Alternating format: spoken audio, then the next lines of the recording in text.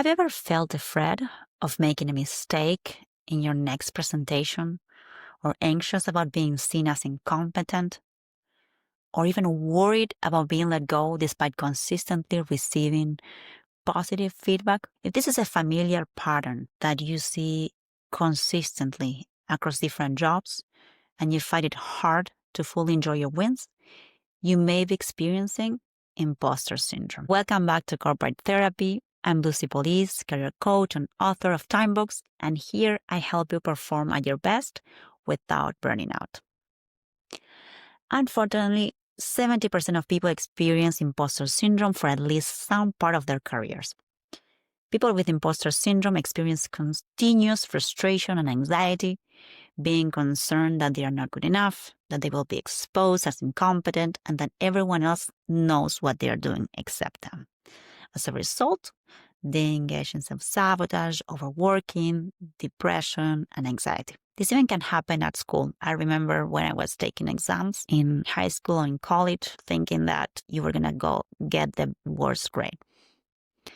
And then when you get the grade, it wasn't bad at all. It was the best grade.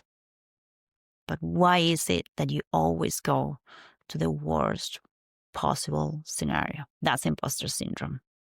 Imposter thoughts get even louder now in December because December highlights the gap between our expectations and our reality.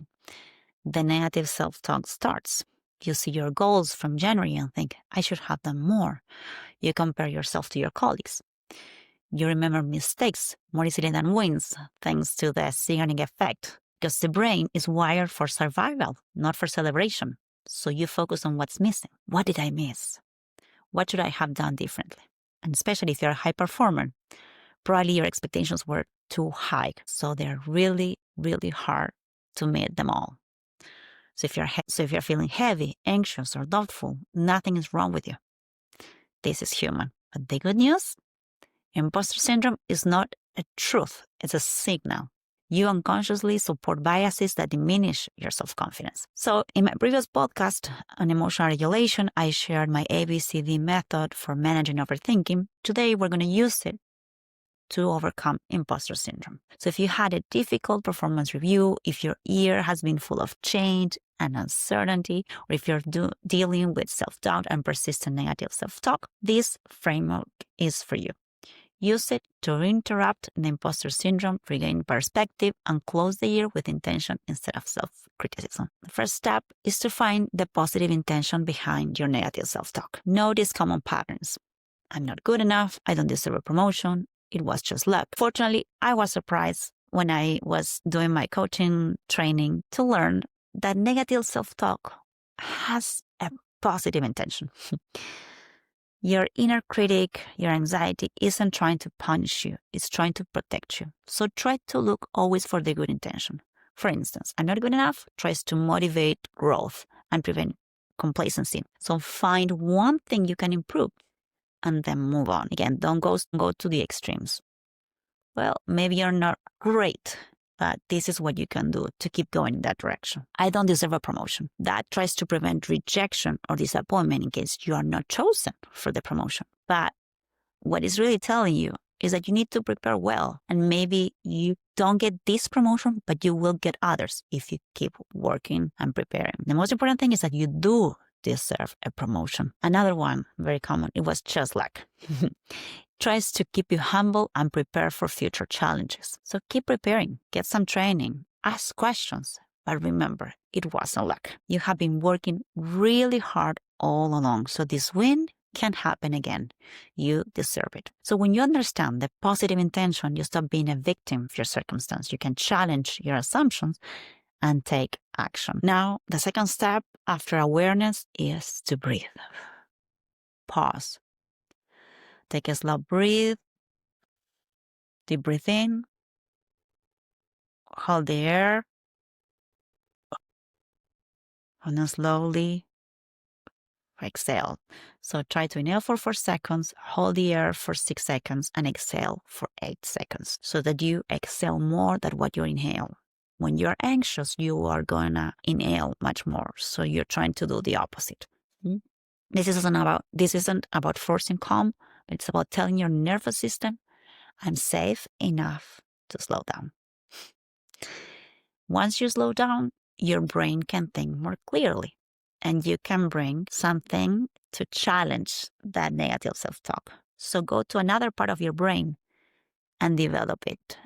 This other part of your brain is going to be you in the growth stage.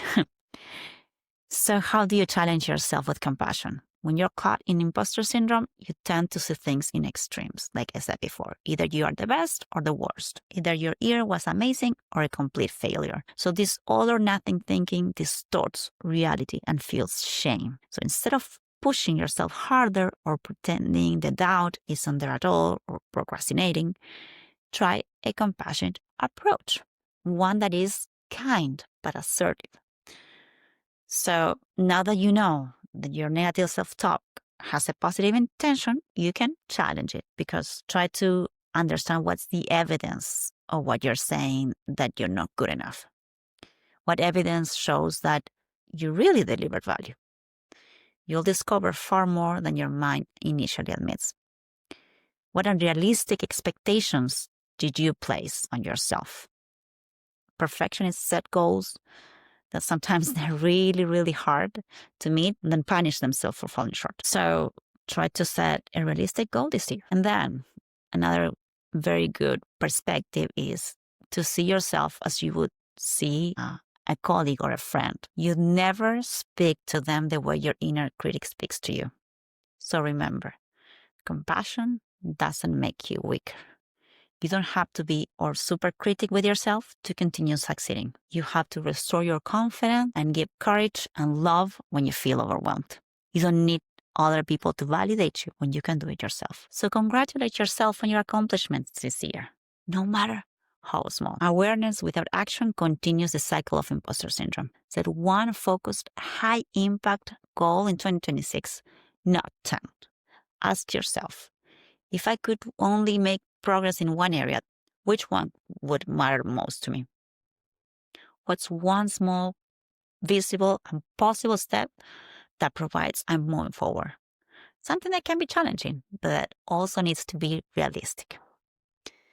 And when you take that step, even imperfectly, you interrupt the imposter cycle and replace it with momentum. So as you go into your year-end review, remember this. Your performance review or your unfinished task are not a verdict. They are information, showing you what matters most to you, what you care about, and where you need to focus to shine in 2026.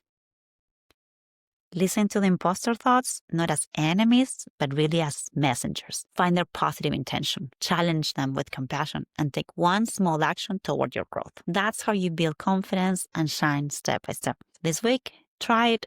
Reframe that negative thought about yourself with compassion and celebrate what you accomplish. And for every negative thought that you have, remember 3 things that you did that day that you're proud of. I recommend this practice a lot. It's called the 3-to-1 positivity ratio. Every time, 1 negative thought, 3 positive thoughts. And if this episode resonated with you, share it with someone who needs it during this season. And if you also want extra support, you can always check my website, lucypaulise.com, or you can schedule a one-on-one coaching session. You'll find the link in the description of the episode and on my website. Thanks for listening, Corporate Therapy. As always, this week, try it and see you in the next episode. Thank you very much. Bye-bye.